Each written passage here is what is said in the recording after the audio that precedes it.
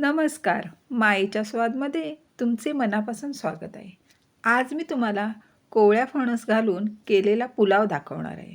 कोवळा फणस घालून केलेला पुलाव हा अतिशय सुंदर लागला आणि चविष्ट पण होता.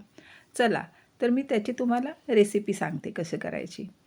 पहिला ते फणस उकडलेला आहे ना, त्यातलाच मी तो बाजूला ठेवला आहे. आणि एका कुकरमध्ये तेल घालून खडे मसाले सर्व घालायचे.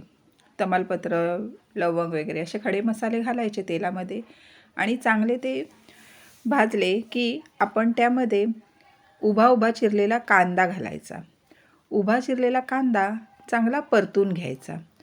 परतल्यानंतर मी एका बाजूला फणसाचे ते कोवळे तुकडे आहे त्याला मीठ, मसाला, बिर्याणी मसाला आणि दही 2 चमचे हे सगळं लावून चांगलं मुरत ठेवलं आहे तोपर्यंत.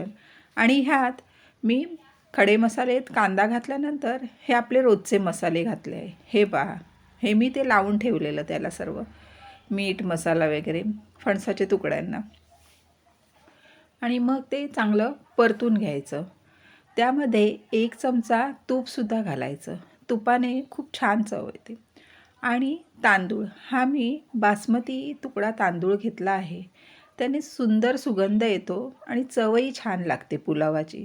साध्या तांदूळमध्ये तेवढी चव येत नाही, कारण की तांदळाचा सुवास हा त्या चांगला बिर्याणीसारखं लागतं. मग ह्या पुलावमध्ये आपण हवं तेवढं पाणी घालायचं आणि प्रमाणात घालायचं. म्हणजे ते हे शिजलेलेच आहेत फणसाचे तुकडे आणि ते कोवळेच आहेत, त्यामुळे तांदूळ शिजण्या इतपत बघायचं. आणि वरून कोथिंबीर घालून मी शिट्या करणार.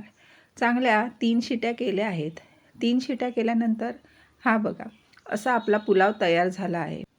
अशा प्रकारे आपला कोवळ्या फणसाचा पुलाव तयार झाला आहे.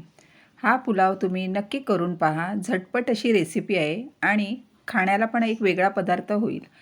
तुम्हीसुद्धा ही रेसिपी नक्की करून पहा.